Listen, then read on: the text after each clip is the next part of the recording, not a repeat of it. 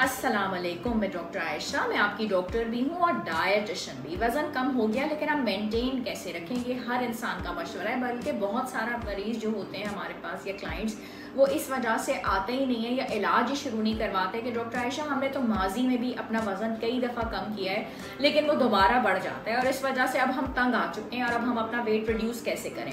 देखिए, पहली बात तो ये है कि अगर आप वज़न की ज़्यादती का शिकार हैं तो इसका मतलब ये तो नहीं है कि आपने अपना वज़न बढ़ाए रखना है, आपने वज़न को कम करना है, वरना आपको बहुत सारी प्रॉब्लम्स हो जाएंगी जिनमें डायबिटीज़ है, ब्लड प्रेशर है, कोलेस्ट्रॉल है, यूरिक एसिड है, टांगों में दर्द है, जोड़ों में दर्द है, सांस का फूलना।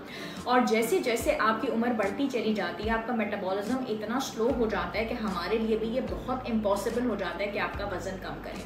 बहुत सारे लोग इंजेक्शंस की तरफ अब जाने लग गए हैं, सेक्सेंडा है या ओलंपिक है, लेकिन ये मैं आपको बताती चलूँ कि एक तो वो इंजेक्शंस बहुत ज़्यादा महंगे हैं और दूसरी इंपॉर्टेंट बात यह है कि आप उसको अगर अफोर्ड कर भी लेते हैं या उन इंजेक्शंस का इस्तेमाल कर लेते हैं, वक्ती तौर पे आपको एक बूस्टअप मिलता है, आपका वज़न थोड़ा सा कम होता है।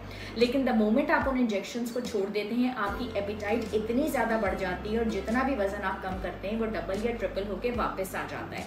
तो इन दी एंड आपके पास जो एक नतीजा रहता है वो यही रहता है कि आपको बैलेंस डाइट करनी है और एक्सरसाइज करनी है। तो जो भी आपका टारगेट हम कैलकुलेट करके बताते हैं, अगर 10 या 15 या 20 किलो आपने अपना वज़न कम किया है तो आपका मेटाबॉलिक सिंड्रोम माशाल्लाह पूरा रिवर्स हो जाता है और आपको बहुत फ़ायदा होता है। आपकी डोजेज़, आपकी मेडिसिन, आपके जितने भी ब्लड टेस्ट होते हैं उनमें खुद ही एक नुमाया फ़र्क आता है, आपको पता चल जाता है, रिजल्ट आपके सामने होता है कि इस डॉक्टर से आपको कितना फ़ायदा मिला। और साथ में जो हम न्यूट्रास्यूटिकल्स आपको जो है एडवाइस करते हैं कि आप कुछ हर्ब्स का इस्तेमाल कर लें, चाय का या इन चीज़ों का, अगर आप अफोर्ड कर सकते हैं तो उनका इस्तेमाल ज़रूर करें क्योंकि उससे अच्छे तरीके से पेट साफ़ हो जाता है, आपकी कॉन्स्टिपेशन दूर हो जाती है और उससे आपको थोड़ा सा फ़ायदा हो जाता है।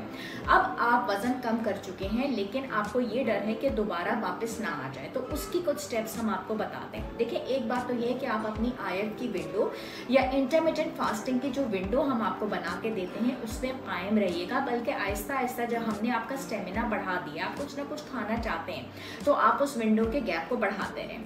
दूसरी बात, पोर्शन कंट्रोल याद रखिएगा। मैंने आपको ये बताया था कि ये डाइट प्लान आपको फॉलो करना है। आपने अपना 10, 15, 20 किलो वजन कम कर लिया, अब जो कुछ भी आपके घर में बन रहा है या बनाया जा रहा है आप उसको खाइए, बिल्कुल शौक से अपनी लाइफ को एंजॉय करें। लेकिन जो टेक्निक्स आपको बताई गई थी कि आपने थोड़ा सा खाना है, थोड़ी सी जगह पेट में रखते हुए आपने उठ जाना है, उन टेक्निक्स को खुदारा ना छोड़ा करें।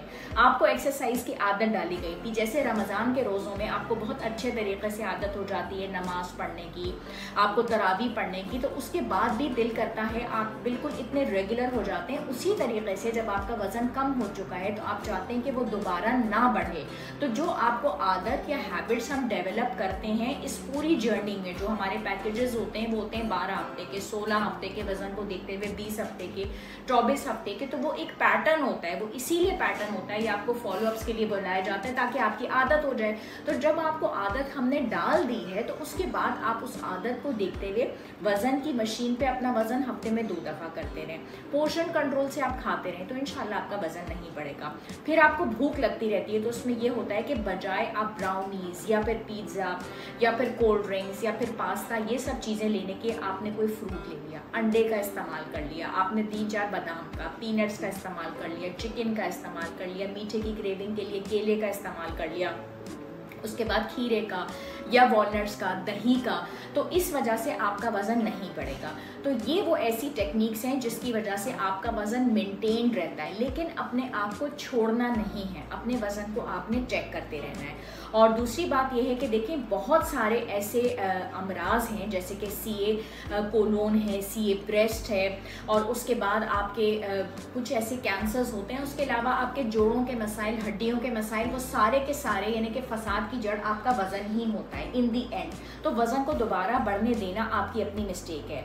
और अनहेल्दी फूड, अनहेल्दी गट, ये सारी चीज़ें आपस में इंटरकनेक्टेड होती हैं। तो ऑर्गेनिक फूड्स का इस्तेमाल करते रहें, साथ में आप हर्ब्स का इस्तेमाल करते रहें, साथ में अपना टाइम टेबल बनाते रहें और अपने खाने को आराम आराम से चबाकर खाते रहें। अपनी विंडो आपकी आईएफ की बनी रहेगी तो उससे क्या होगा कि आपकी जो बॉडी होगी वो शिफ्ट हो जाएगी फैट बर्निंग मोड पे, और इंशाल्लाह जो भी आपका वज़न गिरा है वो दोबारा नहीं बढ़ेगा। लेकिन पहला स्टेप है वज़न को गिराना, और उसकी टेक्निक्स हम आपके साथ शेयर करते रहते हैं, करते रहेंगे। शुक्रिया एंड अल्लाह हाफ़िज़।